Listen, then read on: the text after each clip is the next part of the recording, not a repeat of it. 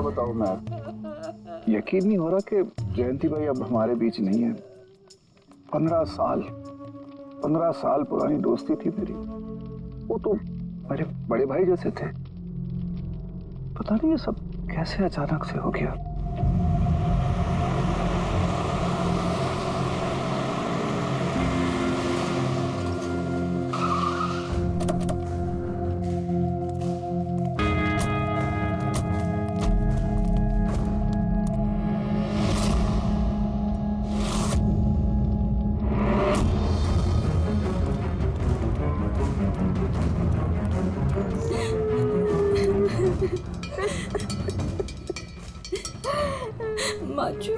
Excuse me,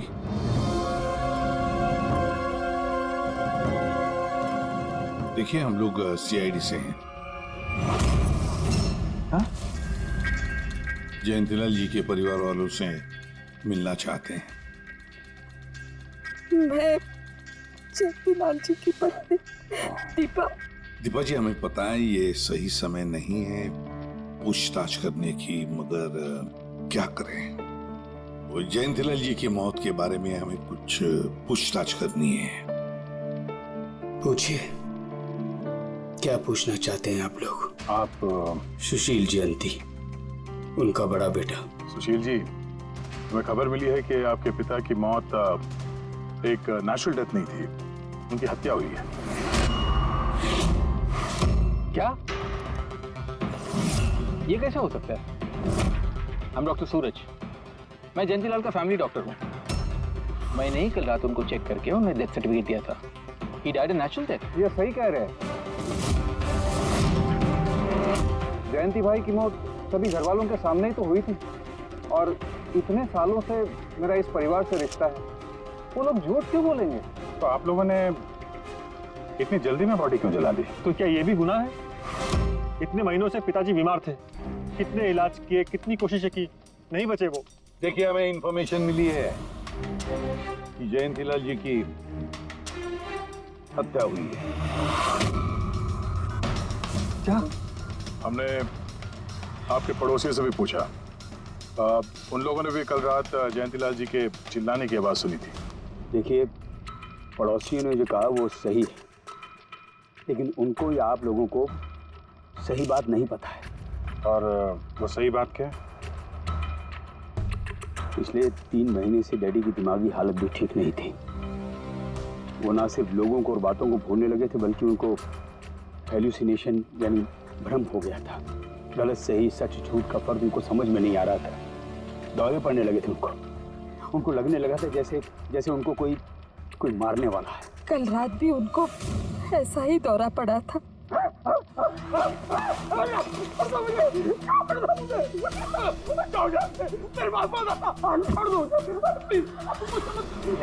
शांत, cool. Injection कैसा? Fast, come fast. Daddy, शांत, रिलैक्स। कुछ नहीं होता है। बच्चों की तरह क्यों जिद कर रहे हो? सुशील जी, उनका स्लीव ऊपर करो। मुझे मारो। बस।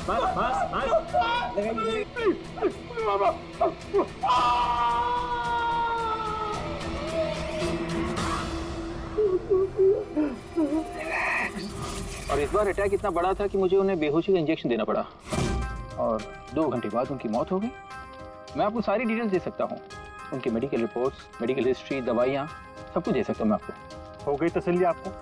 अब हम अपना काम कर लें। इतनी जल्दी भी क्या है हेमंत? जरा सच तो सामने आ जाए।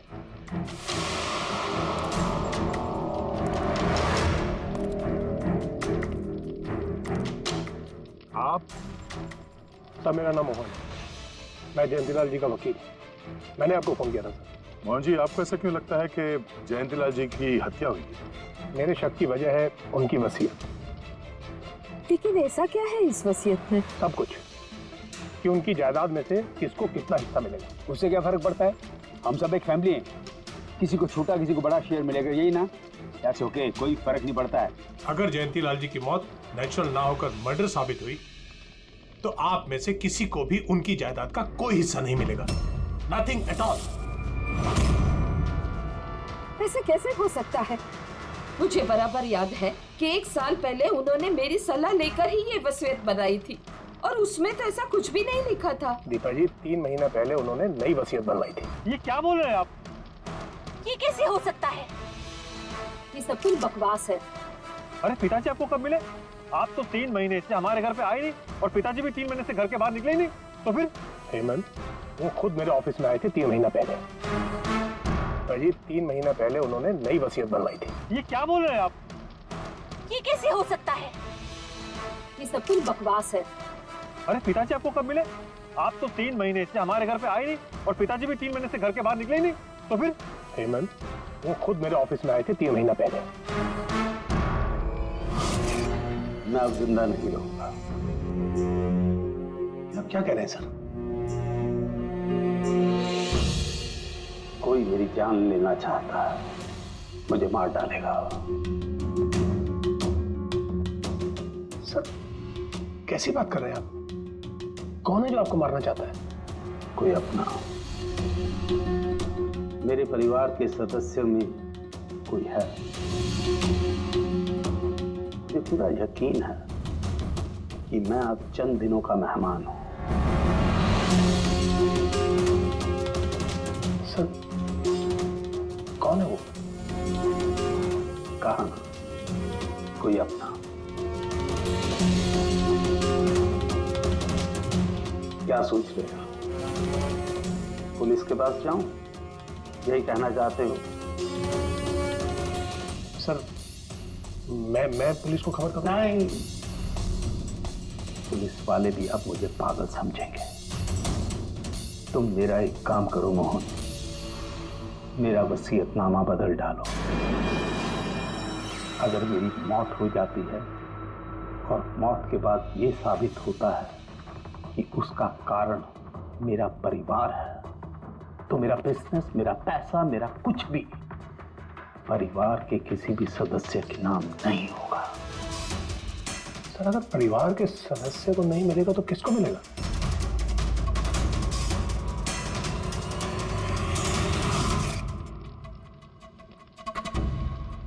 हमें नहीं तो किसे मोहन? जायदाद किसको मिलेगी? और सीआईडी को।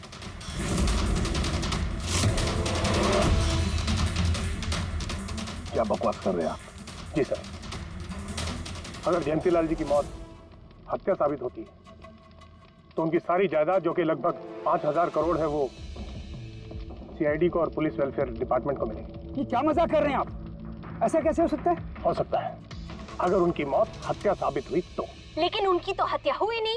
हम वहीं तो थे। जो कुछ भी हुआ हमारे सामने हुआ है। उनकी हत्या हुई है या नहीं वो हम पता लगा लेंगे। अरे आप कैसे पता लगाएंगे? बॉडी तो है ही नहीं। बॉडी जल चुकी तो क्या हुआ, राख तो है। जब तक ये केस सुलझती नहीं तब तक जयंतीलाल जी की राख हमारी कस्टडी में रहेगी। अरे लेकिन सॉरी मैम।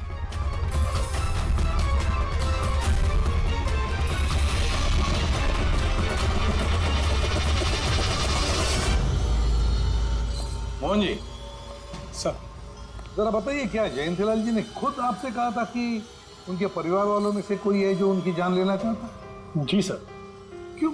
सर, वजह तो पता नहीं, लेकिन उनको लगता था कि उनके घर वाले पैसों के लिए उनकी जान लेना चाहते हैं सर। पेटों से वो खुश भी नहीं थे। वो चाहते थे कि हेमंत और सुशील उनके साथ बिजनेस में हाथ बटाएं, उनके साथ बिजनेस करें, लेकिन ऐसा हुआ नहीं सर। ऐसा क्या हुआ? सर, दोनों ने अपना अलग अलग बिजनेस शुरू किया, लेकिन उसे भी चला नहीं पाए। और हेमंत सर, वो तो एक नंबर का अय्याश निकला। उसने सेठ जी के सारे पैसे उड़ा दिए। सर, बाप बेटे में हमेशा खटर पटर चलती रहती थी, कभी बनी नहीं बाप बेटे में। बनती नहीं थी, मगर हम बाप बेटे तो थे। मुझे पैसों की बहुत जरूरत थी, लेकिन इसका ये मतलब थोड़ी है कि मैं अपने पिता को ही मार दूंगा। मार भी सकते हो। आखिरकार दुनिया में आधी से ज्यादा गुनाह तो पैसों के लिए ही होते हैं। फिर तो सुशील भैया की वजह मुझसे बड़ी थी। उनका पिछला बिजनेस उन्होंने घाटे में बंद किया और अभी जो है वो नुकसान में चल रहा। सर, मार्केट का बहुत पैसा है उनके ऊपर, और डैडी भी इस बार सुशील भैया की मदद करने के लिए रेडी नहीं थे। सर मैं मानता हूं कि डैडी नाराज थे, नहीं दे रहे थे मुझे पैसे, पर मुझे ये भी पता है कि वो मुझे और मेरे परिवार को मरने के लिए नहीं छोड़ सकते थे। खून में उनका खून तो हो, इसीलिए पैसों के लिए अपनों का ही खून बहा दिया। सर एक आइडिया है। क्या है कि अब जो हुआ सो हुआ, उसको बदला तो नहीं जा सकता ना, लेकिन इस सिचुएशन से अपना फायदा जरूर निकाल सकते हैं। क्या मतलब? वो सर आप ये मामला सुलझा दीजिए। मान लीजिए कि नेचुरल डेथ थी, अब वसीयत के हिसाब से पैसे सीआईडी और मुंबई पुलिस की जगह हमें मिलेंगे जो उसके असली हकदार हैं। नहीं, आप लोगों का जो नुकसान हुआ होगा वो हम आपस में समझ लेंगे ना। सुशील जी, हर आदमी एक जैसा नहीं होता, और दोबारा ऐसे बात करने की गलती नहीं करना, समझे? तुम अपनी दादाजी से बहुत करीब थी ना? दादाजी मुझे बहुत प्यार करते थे, हम दोनों बेस्ट फ्रेंड्स के जैसे थे, एक दूसरे से सारी बातें शेयर करते थे। कभी दादाजी ने तुमसे ये कहा था कि उनकी जान को खतरा है, कोई उन्हें मारना चाहता है, ऐसे कभी कुछ कहा था उन्होंने? उन्हें हर किसी से डर लगता था। दादाजी सिर्फ मेरे पे विश्वास करते थे, बाकी उन्हें सबसे डर लगता था। उन्हें लगता था कि कोई उन्हें मार देगा।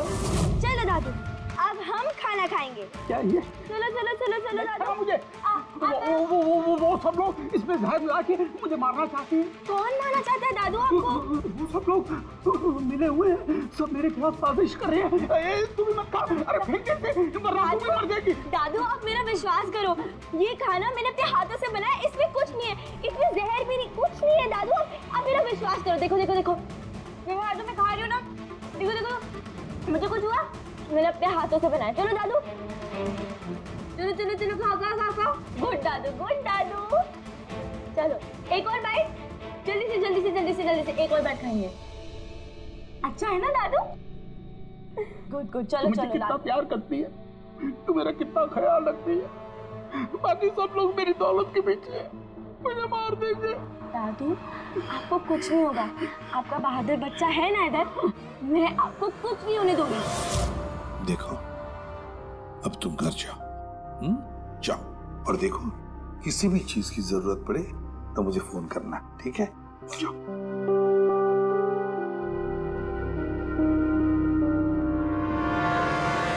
हाँ सारुके, बता क्या निकला राख में से? बॉस, राख में से बड़ी जबरदस्त बात निकली है। हालांकि इस राख ने मुझे कम परेशान नहीं किया, लेकिन मैंने भी इसका मुंह खुलवा ही लिया, है ना? तो फिर बता दे यार। बताता हूं। तारिका? हाँ सर, हमने इस राख का स्पेक्ट्रोस्कोपी टेस्ट किया, फिर रिपोर्ट से बात साबित हो गई है बॉस कि जयंतीलाल की मौत नेचुरल नहीं है, जयंतीलाल को मारा ही गया। क्या कहा तुमने? जयंतीलाल की मौत नेचुरल डेथ नहीं थी? नहीं। कैसे समझे? कैसे मारा? लार्सनिक से। लार्सनिक? जयंतीलाल की राख में हमें लार्सनिक मिला है बॉस। राख में से लार्सनिक? सर कुछ केमिकल्स और हेवी मेटल्स, धातु ऐसे होते हैं जो जलने पर भी नहीं खत्म होते। लार्सेनिक उनमें से एक है, इसलिए लाश के पूरी तरह जल जाने के बावजूद उसमें मौजूद लार्सेनिक जलाने और राख में ऐसे ही रहा। लेकिन एक बात समझ में नहीं आ रही है कि अगर जयंतीलाल की मौत लार्सनिक की वजह से हुई है तो फिर उसके फैमिली डॉक्टर सूरज को ये पता कैसे नहीं चला? पता कैसे नहीं चला? उसने नेचुरल डेथ का सर्टिफिकेट इश्यू किया ही कैसे और क्यों? बॉस, अगर लार्सनिक जैसा जहरीला केमिकल इंसान के शरीर में एक साथ बहुत ज्यादा मात्रा में पहुंचा दिया जाए तो इंसान की तुरंत मौत हो जाती है, लेकिन अगर यही जहर धीरे धीरे थोड़ी थोड़ी मात्रा में उसके शरीर में पहुंचाया जाए तो उसकी मौत एक साथ एकदम नहीं होती है। पहले उसकी याददाश्त जाती है, फिर उसे अजीब अजीब से सपने आने लगते हैं, उसे एलुसिनेशन होने लगता है, भ्रम होने लगता है, फिर पागलपन के दौरे पड़ते हैं। और जयंतीलाल के साथ ये सब कुछ हो रहा था। लार्सनिक? जी हाँ, लार्सनिक। और इससे ये साबित हो गया कि जयंतीलाल जी की मौत बीमारी से नहीं बल्कि उनका खून किया गया। लेकिन ये किया किसने? वही पता करने हम लोग यहाँ आए हैं। अभिजीत, जयंतीलाल जी का कमरा चेक करना पड़ेगा। Okay sir.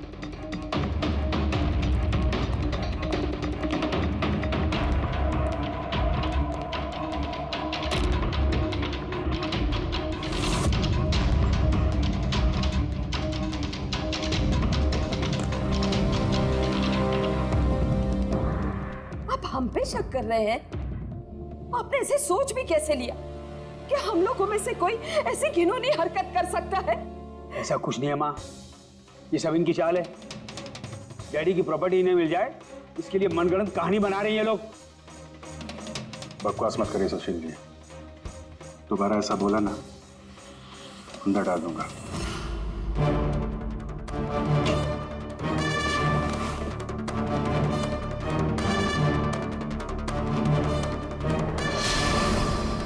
आप धमकाकर हमें चुप करा सकते हैं लेकिन कुछ साबित नहीं कर सकते। एग्जैक्टली आप लोग ये सब कुछ उन 5000 करोड़ के लालच में कर रहे हैं ना? बोल चुके आप लोग, अब बस सीआईडी को अपना काम करने दीजिए। क्या मजाक नहीं चल रहा है? एक आदमी का खून हुआ है, खून। तो आप सबकी भलाई इसी में है कि हमारे साथ कोऑपरेट करें। अच्छा, अब सीआईडी धमकाने भी लगी है। ये धमकी नहीं है, ये आशी आशीष आशी बेटा, आशी क्या हो गया? आशी बेटा, आशी बेटा उठो। आशी आंखें खोलो, क्या हो गया तुम्हें? आशी आशी बेटा क्या हो गया? अरे जरा देखो इसे भी, क्या हो गया मेरी बच्ची को? आशी क्या हुआ?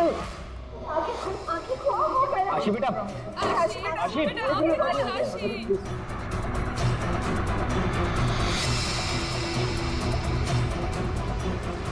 क्या हो गया आशी? आशी इसे हॉस्पिटल ले जाना पड़ेगा फौरन। हाँ पंकज, क्या? माय गॉड, ये अच्छा ठीक है। क्या हुआ? ये डॉक्टर सूरज ने आशी के कुछ टेस्ट किए थे, पता चला कि उसके खून में भी लार्सेनिक है। लेकिन सर, लार्सेनिक आशी के खून में पहुंचा कैसे होगा? सर, ऐसी कोई कॉमन चीज जो जयंतीलाल जी और आशी दोनों के कांटेक्ट में आई हो? खाना। अब आशी ने बताया था ना कि कुछ दिनों से जयंतीलाल जी का खाना वो खुद टेस्ट कर रही थी। नहीं बस खाना नहीं, ये कुछ और है। ये सालू के साथ ये आपको कैसे पता चला? बताता हूँ, बस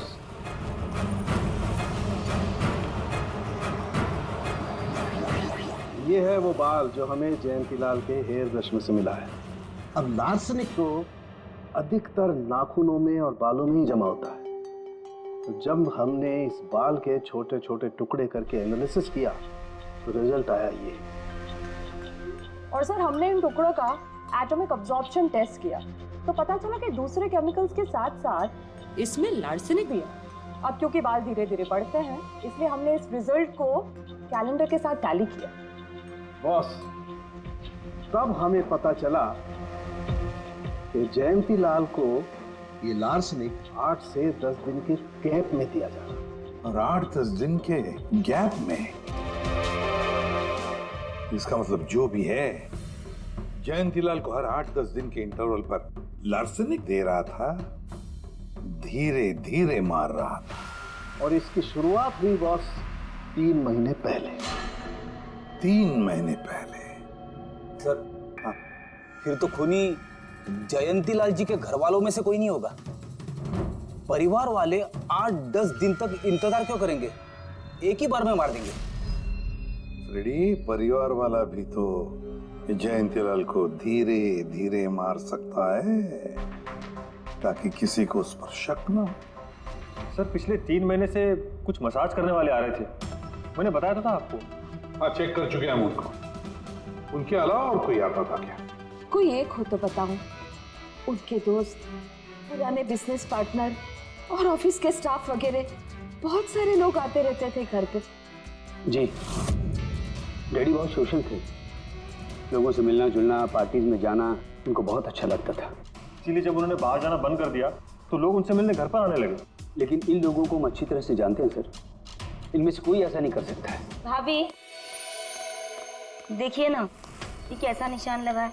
4 बार धोया, 4 बार छुटाया, फिर भी नहीं हट रहा। अरे ठीक से धो ले, साफ हो जाएगा। अरे भाभी कितनी बार रगड़ा, नहीं जा रहा। और जाएगा भी नहीं, क्योंकि ये दाग खून का है। खून? जी हाँ। सुनिए, आपके कुर्ते पे ये खून का दाग कहाँ से आया? आपको कहीं चोट लगी है क्या? क्या हुआ आपको? मुझे नहीं पता। अरे मुझे मेरे कुर्ते पर कहाँ से आया? मैं खुद हैरान हुआ था कल जब मैंने इसे देखा। तो कल लगी आपको ये चोट? नहीं, मुझे कोई चोट नहीं लगी।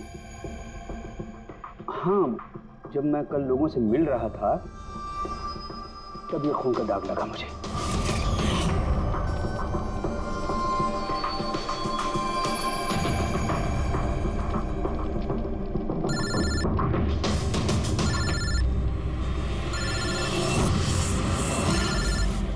बिना चोट खून के धब्बे, अजीब बात है। वही तो। और कुछ हुआ था कल? कोई खास बात? नहीं सर, और कोई खास बात नहीं। साहब एक बात अजीब हुई थी। क्या? कल सुबह मुझे गार्डन में कांच के कुछ टूटे हुए टुकड़े मिले थे। कांच के टूटे हुए टुकड़े? तो फिर? साहब उन टुकड़ों में खून लगा हुआ था। क्या?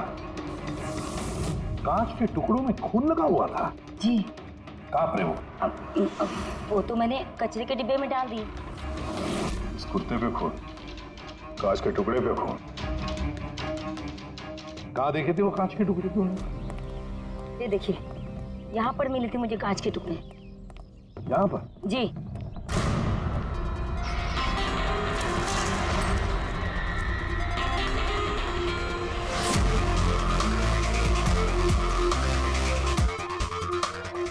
टूटा हुआ बल्ब है सर।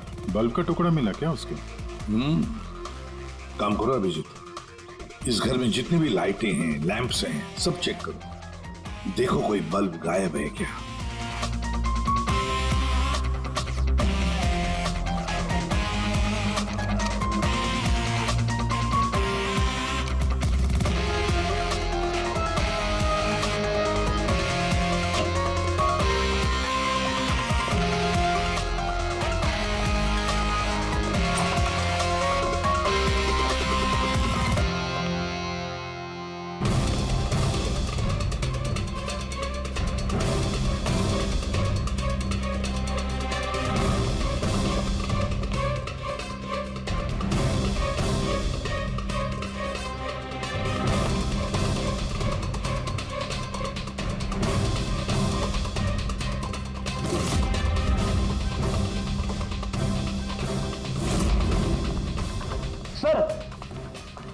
सब जगह देख लिया, कांच का टूटा हुआ सामान कहीं पे भी नहीं है।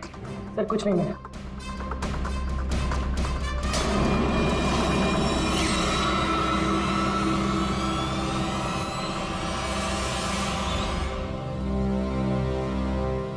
हाँ अभिजीत, ये सही, ये देखिए, यहाँ का बल्ब गायब है।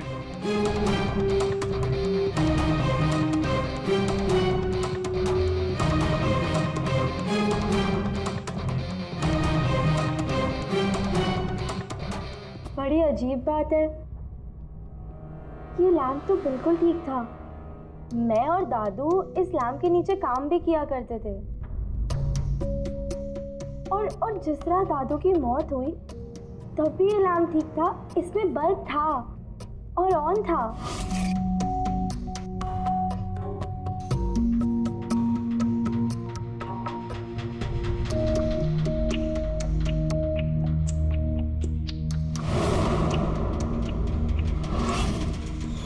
तो फिर इस लैंप से बल्ब अचानक गायब कैसे हो गया?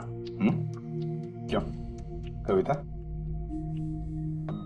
नहीं साहब, मुझे कुछ नहीं मालूम कि बल्ब कैसे गायब हुआ, किसने निकाला, मैं कुछ नहीं जानती। लेकिन सर ये बल्ब कोई गायब करेगा क्यों? सर इस बल्ब का और इस लैंप का कुछ ना कुछ तो लेना देना है इस केस में।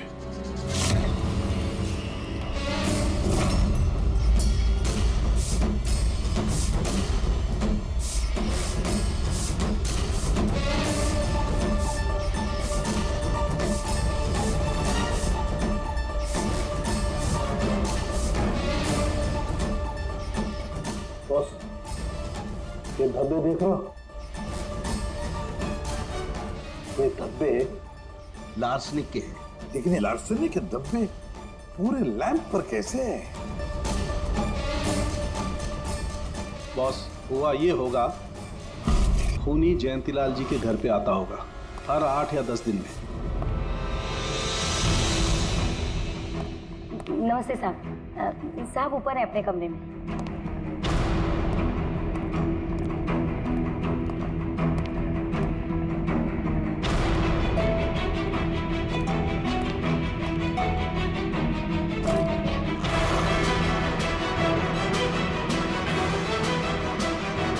और चुपके से जयंतीलाल के टेबल लैंप पे लार्सनिक छिड़कता होगा।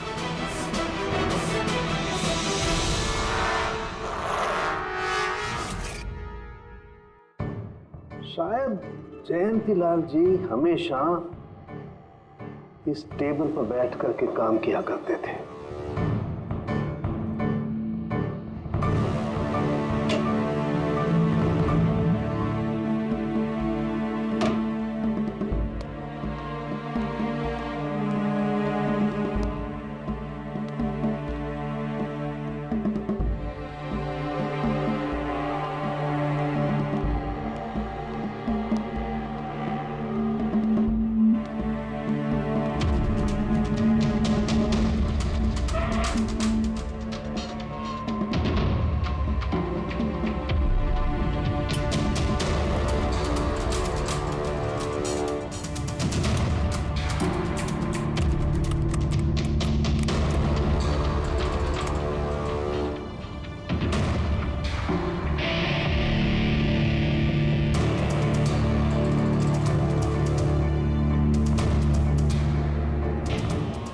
और जैसे ये बल्ब गर्म होता था, लार्सनिक धीरे धीरे फैलकर जयंतीलाल जी की सांसों में घुल जाता था।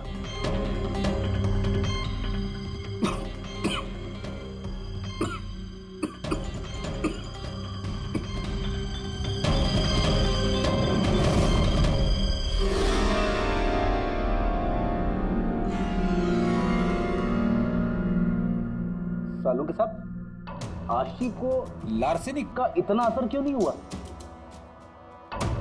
उसे लार्सनिक का इतना असर इसलिए नहीं हुआ फ्रेडी, क्योंकि वो यहाँ हमेशा नहीं रहती थी, कभी कभी आती थी अपने दादाजी के पास। यार ये जो भी कोई है, इस जयंतीलाल के और घर वालों के करीब का ही कोई है, इसलिए वो जयंतीलाल की मौत के वक्त यहाँ मौजूद था और मौत होने के बाद सबूत मिटाने के लिए उसने उस लैंप में से वो बल्ब निकालकर अपने जेब में रख दिया होगा और फिर सभी घर वालों से मिलते वक्त सुशील जी को भी अपने गले लगा लिया। जैसे सुशील को उसने गले लगा लिया, उसके जेब में जो उसने बल्ब छुपा के रखा होगा वो फूट गया, जिसकी वजह से उसके कमर में जख्म भी हुई और उस जख्म से जो लहू निकला, जो खून निकला, वो सुशील के कपड़ों पर आया। मतलब सर खूनी घर वालों में से कोई होगा? नहीं फ्रेडी, घर वाला तो नहीं लगता, और घर वाला होता तो बस जेब में रख के थोड़ी ना घूमता। ये तो कोई ऐसा आदमी है जिसके पास वही एक मौका था सबूत मिटाने का, वो चंद मिनट। घर वाला तो कभी भी निकाल लेता। सर उस दिन तो कितने लोग आए थे यहाँ, खूनी का पता कैसे चलेगा? सर उस दिन मीडिया के लोग भी आए थे, कौन आया कौन गया ये सब रिकॉर्ड तो किया ही होगा उन लोगों ने। तो चलो देख लेते हैं किस किस ने सुशील जी को गले लगाया था।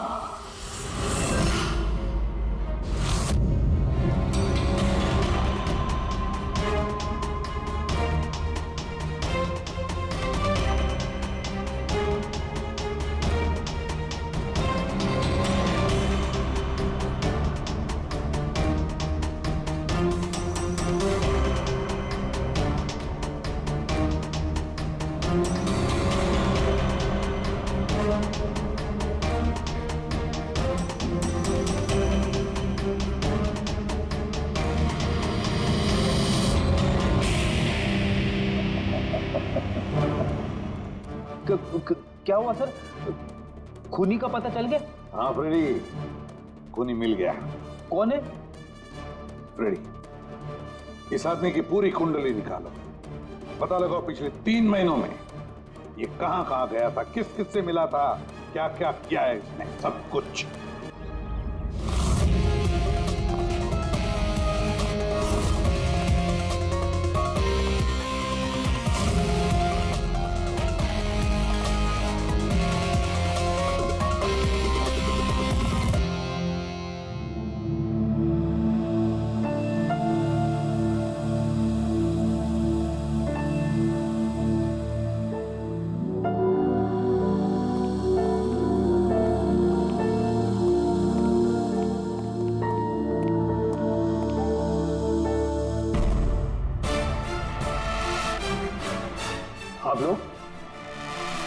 आप लोग फिर यहाँ हैं?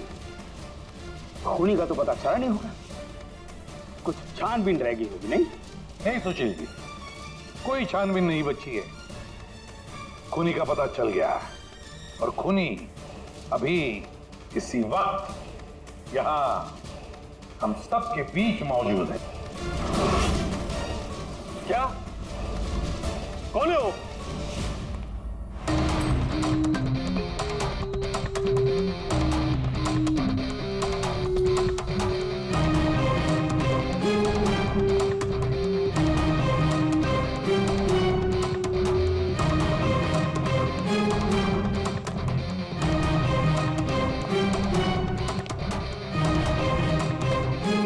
अरविंद जी,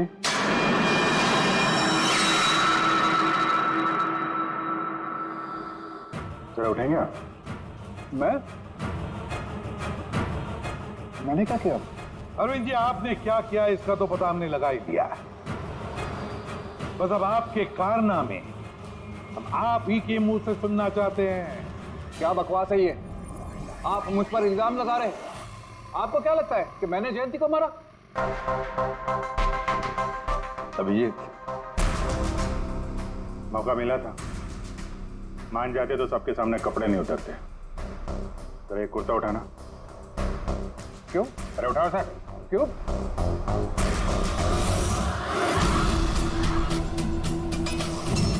क्या ये निशान कैसा है? हाँ? कौन सी भाषा बोल रहे हो तुम? हिंदी में बोलो, हिंदी में, मातृभाषा है हमारी। भूल गए क्या? याद दिलाओ। हाँ? नहीं सर,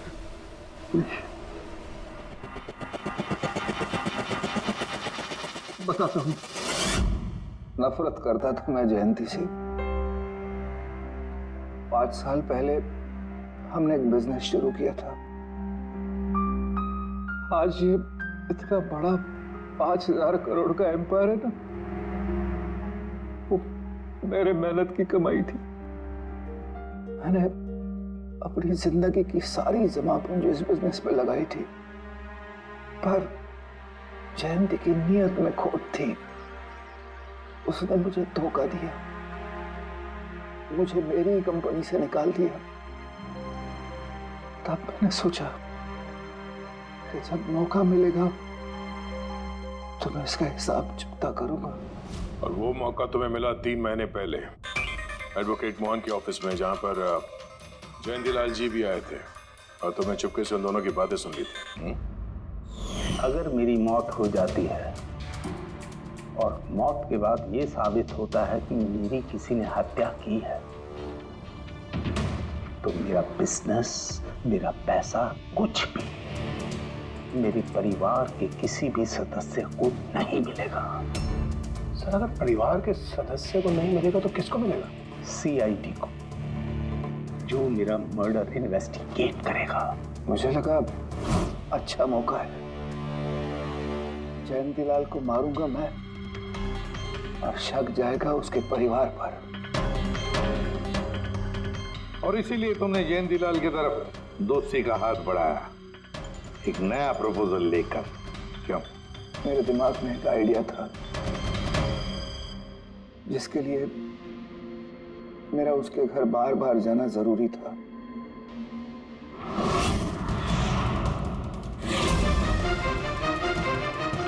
साहब ऊपर है अपने कमरे में।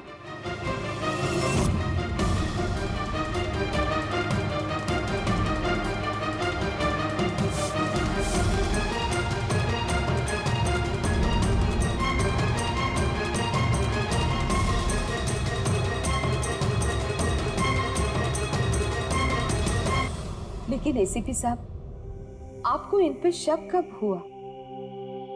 दीपा जी, जयंतीलाल जी की अंत्येष्टि के दिन जो मीडिया कवरेज हुआ था, जो मीडिया वालों ने वीडियो फुटेज लिया था, उसकी मदद से जयंतीलाल जी के अंत्येष्टि के दिन घर के बाहर जो इन्होंने कुर्ता पहना था, शमशान भूमि पर वो कुर्ता बदल दिया गया था, क्योंकि उस पर खून जो लगा हुआ था।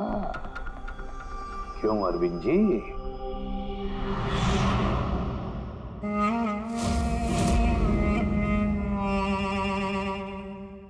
अरविंद जी, बदले की आग में तुमने जयंतीलाल का खून कर दिया। क्या मिला तुम्हें? कैसा सुख मिला?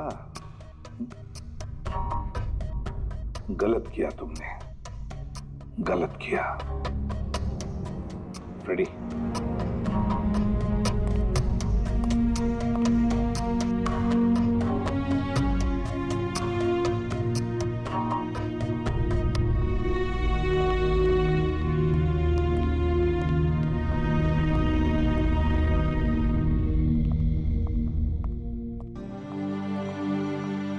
Thank you sir, thank you very much.